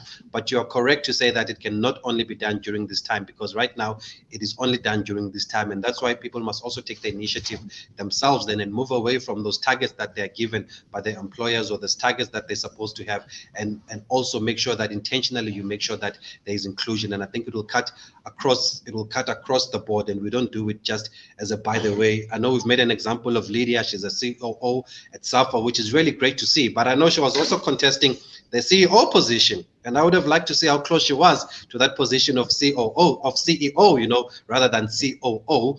But I'm not sure what the difference is, but you can tell the difference in levels. But she had applied for that position. She had made the shortcut. She was top 3, and maybe with a bit more transparency, let's see how close she had come for that position. But I'm happy that she's involved. We're happy that Amanda is involved, and we hope that even in the other leadership positions within the organizations, not only SAFA but other organizations, a woman will be trusted with these positions. I mean, we had Kogandri, governor, that was acting CEO at Cricket South Africa, and from what she's had to say to the media, she faced a lot of challenges, because we know cricket is a male-dominated sport. We know that with the board, the makeup of the board is male-dominated. I think it's 80, if not more, dominated. And she was saying that when already she was made acting CEO of Cricket South Africa, there were already questions about how can we be led by a woman, with those that don't want to vacate the seat. And those are some of the challenges that she's faced now. And she's no longer the acting CEO of Cricket South Africa. So there's still a lot of work that needs to be done. But these conversations are important, and implementation, like Velile has said, is also important. I would do, Tanya, just to close up from you. Yeah, I think the key takeout here is inequality, and how we address it going forward. But the message here is that the mindset has to change quite urgently. And then all I can say, we are here in the media industry to spread the message across. And my plea is just that we need more hands on deck. We need other people, to develop an interest in covering women's sports, and not just reserve it for occasions like this, where yes, it's Women's Month, let's come up with webinars, talk shops and all that. Because at the end of the day, we come back here, over and over again, discussing same things, same issues, yet nothing is changing. But I just hope that the main listener here was the leadership, people who are in charge of sports, to put together what has been discussed here, to help in resolving some of these issues, because in the end, equality is key. equality is something that needs to be resolved here, to help our women to have the same voice as anyone else in the sport, and not just be to be excluded and to be put as, by the way, as Tabiso rightfully put it. And once again, thanks for the opportunity. Which I just hope the message went across there and the leadership was listening. Velile? Yeah, I think from my side, firstly, let me just also echo what Tabiso had said earlier on about the need for especially the colleagues, women in the sports media, to support each other, because this is one of the key things for me, because also there's few of the colleagues in that space. It means that those who are there have to play a leading role in terms of bringing those who are not in the space. There are there's a program that I liked that Mpo Lutsulunyane had started a few years ago. I don't know if she still continues with it. When they were having these seminars that they were having for the young girls who want to get into the broadcast space. There's, I mean, Debu Mutsweli, what she's also been going through when she was at Metro FM. She had this Women in Sports program, and they're putting it out regularly there. Now yourself, Busi, you've also just started your own platform as well. It is Queens. So we need more of this, but even supporting each other, but also most importantly, even. Am I still there? Yeah. You're back now. You're back. Am I still there? Yeah. So I was saying, continue. even in the leadership, for me, see sometimes. We see sometimes even in the, when it comes to women positions, the divide and rule in that space. Especially when it comes to contesting for positions, you find that they are forced to divide themselves and not to be united. If it starts there, it also has an influence in the space that we're talking about. So, and also I think I can commit as an organization. That is also an organization of football journalists. We just have challenges that it's only us as football journalists who are now organized. We've organized ourselves because we can see the divisions, especially that are there in cricket. We need the organizations that are there to also talk to us, because we have, as much as we're a football organization, but we've got journalists who are covering different sporting codes there. And I know it's not easy to go via media houses, but there as a structure, we can listen to different structures around the game and also find a common goal in terms of paving the way forward. We're talking about now the issues of mentorship and all those things. So for me, this common vision that is needed and supporting each other is very important, because through this unity, a lot can come out. I know that we all want personal glory sometimes, but personal glory can a common vision could lead to more spin-offs for all of us. And we have actually, we are running out of time. I just want to thank everyone for tuning in, and thank you so much for the comments as well. Thank you so much to the panelists as well, my colleagues, Buti Daniel, Velile, and Tabiso for the discussion.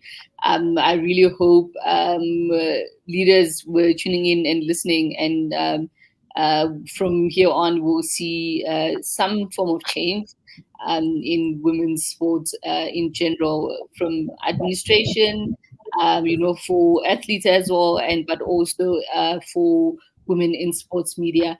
With that, I will just go to Mentambi for her to close today's session.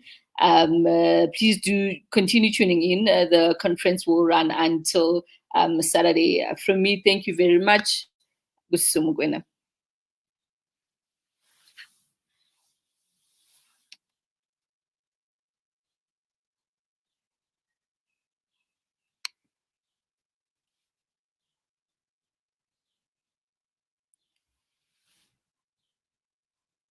You're muted. I'm muted, sorry. There we Thank go. you very much, Busi. You handled the session very well. I was actually glued up on the discussions, and the gentlemen were very good in discussing those issues.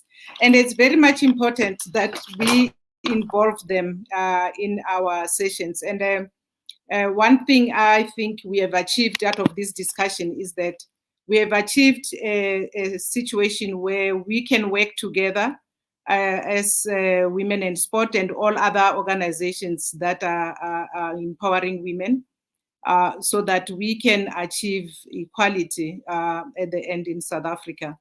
And I like it because of, I think the gentleman had covered almost everything. The issue around mentorship, sponsorship, participation, coverage of women in sport, the issue about leadership, and the issue that Velile just raised now about divide and rule, because of that's what happens. And we end up with women fighting amongst themselves because of there are guys who saw that as an opportunity and women allow that to happen.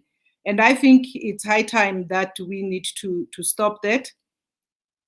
But also, I think one thing, and I think you can actually, in your closing at the end, you can address it, to say, how can we work together moving forward? Sports organizations, especially sports women's organizations, and the media, to make sure that we advance in this field, because I don't think the discussion today ends up today. I think we are still going to have more other discussions. We will provide this platform for you guys to come and discuss whatever areas. But what I like also is that tomorrow we would be having a discussion on guidelines for gender responsive sports organization, which is guidelines which were drafted by the UN, and they were approved by organizations like IOC and FIFA and all international organizations that support women in sport. And I want people to follow that session, because of I think that session also would be actually bringing some of the solutions on how best can we change leadership in sport, and how best can we make sure that women and girls are given opportunities to participate in sport and also to be in leadership. We achieved the issue of 50% representation at SASCOC level. But I think what is more challenging is that the people who approved 50% are national federations. So the challenge now is, why are those federations not implementing that 50% at their own federations? I mean, you were just talking about basketball now, and I think that those are the issues that we should be addressing. And I know, I mean, a federation now which also it's lacking on representation, cricket, and we need to actually make sure that all those organizations account and make sure that if you have approved 50% representation at SASCOC, why are you failing to implement it in your own federation? Because it's not a body that is called SASCOC that approved 50%. It's federations that approved it. And they need to actually implement that 50% representation in all federations, and also in other confederations also. So thank you so much, Busi, and thank you so much, Tabiso, Daniel, and Velile. You have done a good job. You have done exactly what we wanted us to do. But over to you, Busi, to close up. Again, I would just like to thank everyone for joining in. The conversation doesn't need to only happen in August. It needs to happen throughout the year, but also we shouldn't just talk. I think a huge part of me is exhausted from just speaking. We need to see change. We need to see, implementation happening. Like the panelists were saying earlier, we need to stop doing things just for the sake of doing them. Again, thank you so much for joining us, and thank you so much for participating. Like I said, please do continue tuning in. The conference will run until Saturday, the 28th. Thank you so much. I am Busisiwe Mugwena, and thank you so much for joining us. Have a good day. Thank you.